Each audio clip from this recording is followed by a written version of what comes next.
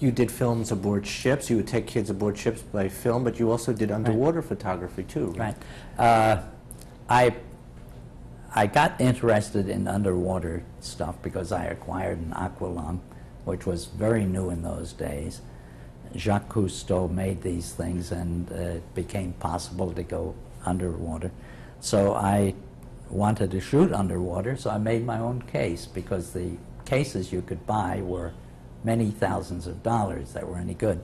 So I made a case out of plexiglass that would hold my, it was a Bolex at that time, and I was able to go underwater and shoot, and which I did off the Florida Keys, and then in between time I did all these Navy subjects. I went on a battleship. I picked up the USS Wisconsin in Newport. All this stuff, it was after the show. But in this case, when I went on the battleship, I had to go to Newport and join the ship there. As it went from there to New York, and then from New York to Norfolk, where it was based. And that was quite a trick, because this is like 8 stories up and 8 stories down. And one guy with one camera, or 2 cameras. I always had 2 cameras in case one went off. So I did that. I did a show from a submarine where we actually submerged, and came back to New York. I did a show from a blimp out of Lakehurst, which was pretty interesting, because that... The show won a lot of awards, didn't it? Yes. I got all kinds of... then I wrote kind of things, but I don't mean to do that. Well, but tell us some but of I did get, the awards. well, I got an award from the Navy for doing all this, because I had just gone to Pensacola to do the Naval Air Training, where the Naval Aviation cadets learned how to fly, and they had the first jets, even though they were not able, and I showed the carrier landings, but not of jets, because the carrier was a very tiny little carrier called the Monterey, and they flew in with SNJs and F4Fs or whatever they were, but they were propeller-type planes. But I got a chance to take a ride in one of the first jets. But didn't you get an award from TV Guide? Yes. And what was that for? Oh, I got one of the awards I got from TV Guide was a contest they had for various local personalities who were voted to be most likely for the network to pick up. Oh. It never happened. Never happened to me. Was there also a local Emmy? Did you win a local Emmy award? I won. Yeah, I won an Emmy. That's true. I had been nominated. The show itself had been nominated about 3 or 4 times, and then one time I actually won an Emmy for it. What happened? As a best children's or television type show. What happened? How long did the show last, and when did it finally go off the air?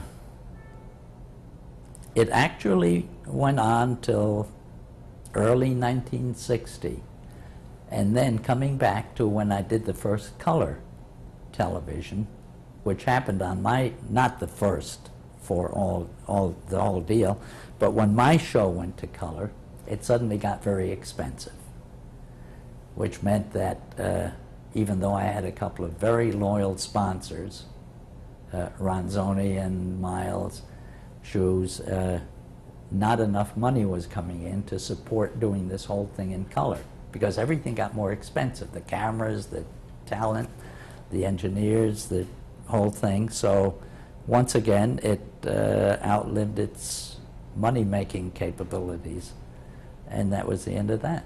Did you go on television at all after that? During the course of doing my own films, I had made about 40 or 50 short subjects, going to various places, to South America, to Europe, and to the Bahamas and Bermuda and places like that. And I was offered a chance to do a film show with me doing the introductions, just as I did on television, but on film, And this was then incorporated into a syndicated type show on film, which was offered to stations around the country. And that did very well. It did. For about 4 years. And that was it after that? And after that I said, well, I better go back into the jewelry business. Did you miss television after you left it? Not once I really left it, no. I had put, I guess, a lot of blood, sweat, and tears into the whole medium in the early days and then later. And I could have maybe pursued it because I got an offer from the fellow who was running the WOR at the time, who wanted to do a strip show, but I thought I had had enough of it. Strip show meaning a Monday to Friday show, not Yes. a strip show where anyone takes your clothes. What do you think of television today? I find very little that I'd like to watch, unfortunately.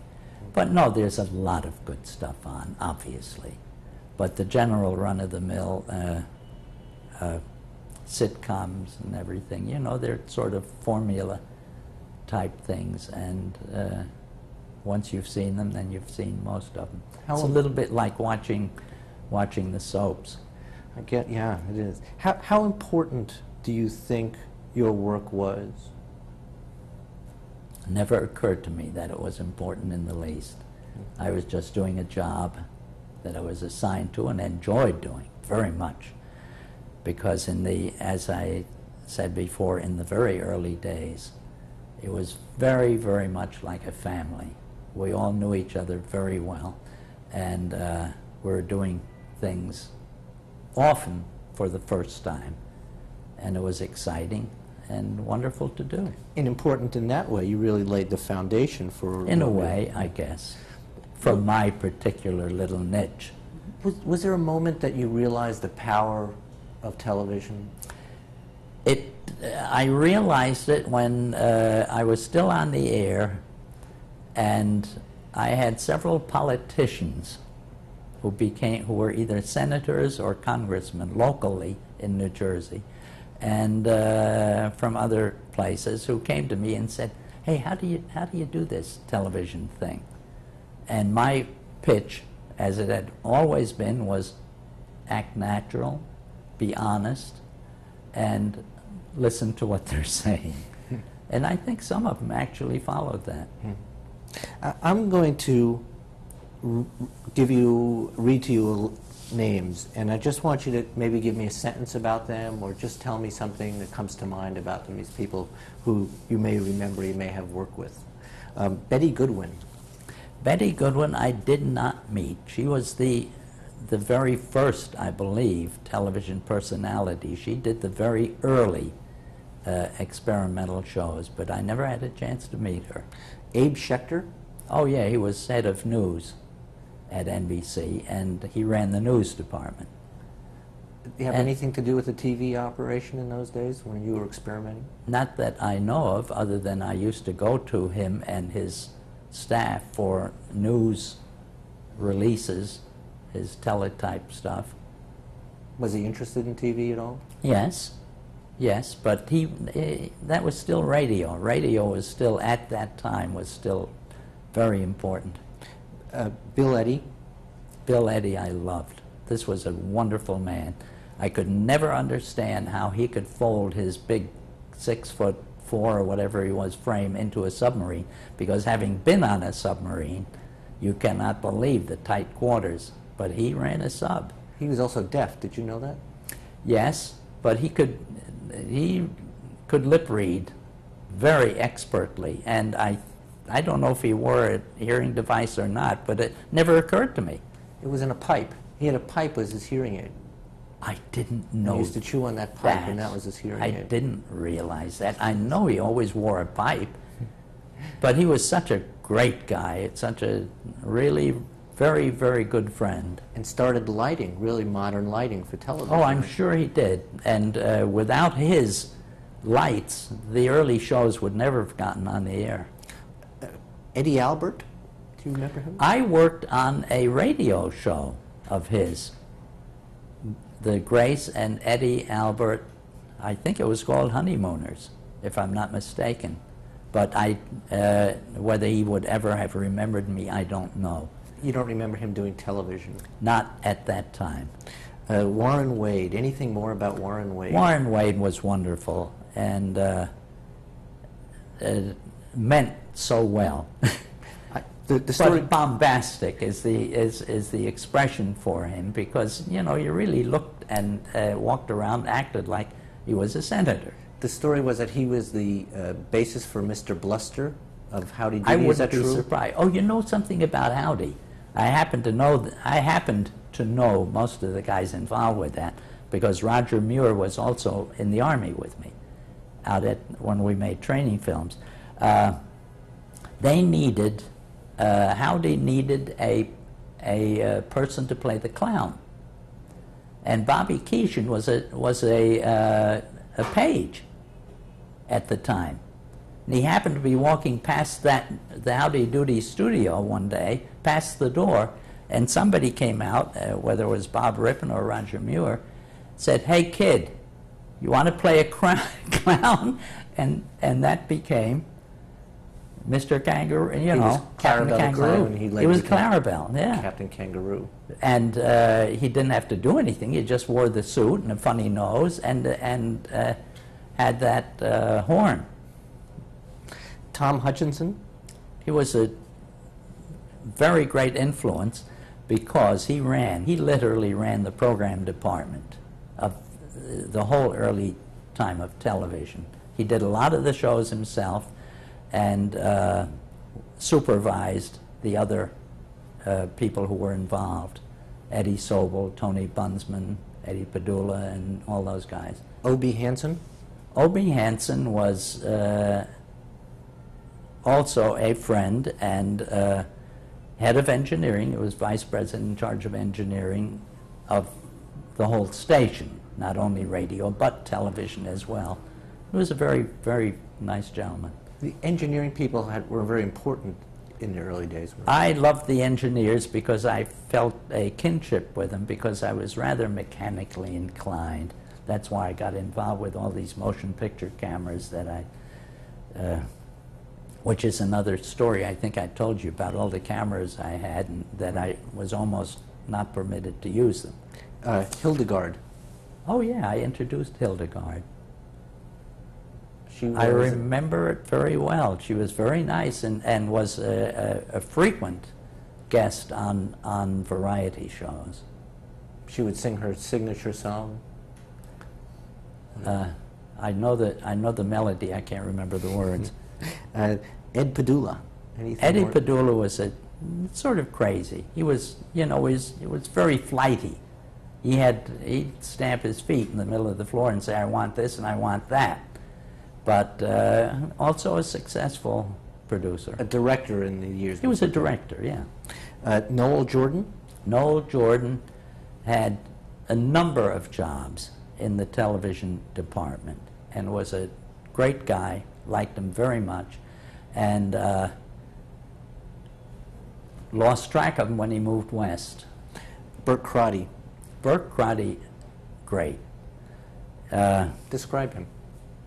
Well, he not very tall. He was about my size, if not just a little shorter, and thought up and did all the remotes until the networks were obligated to separate. Then he went with ABC, and I stayed with NBC. Dick Smith? Dick Smith, marvelous man. Dick Smith did all the makeup on all the shows, and we got to know each other very well. Dick Smith came from the Museum of Natural History and had his background doing all their panoramic kind of displays. And when he came into television, he was the originator of all the latex type real transformations, and went to Hollywood and became a genius out there, and I think he got an Emmy, an Oscar for it, if I'm not mistaken. Buffalo Bob Smith? Buffalo Bob Smith was Howdy Doody. and was a nice enough guy, sort of big. You know, he ran everything. Did you think he had any talent? A lot of luck entered into that show, because it was a raucous kid show, if you recall, and they had the peanut gallery and everything, and everybody was always hyped up to make lots of noise. Was you had a gallery of kids on your show too? In the later years, I did. When it went to color, they wanted more variety, not so much film, but more stuff in the studio, and we did very well. During that period of time, I don't know if we got to this before or not, but we, while I was doing children's theater, we ran what was a very successful promotion, because the kids, we did a contest where kids who were going to the schools at the time were asked questions by me during the show to identify certain objects in New York. And they would be objects that were not very prominent, that you couldn't recognize easily, but some of them did. And as a prize, they were allowed to take their whole class, in many cases consisting of like 30, 32 kids, on a field trip with me to some predetermined place, like the Brooklyn Museum or an airport or the Merchant Marine Academy. And I would go with the kids on a bus and shoot pictures of what we saw and shoot the kids. Take it home, cut it, put it on the air the following Saturday. And that was very successful, because they all felt like stars, which is what we tried to make them feel like.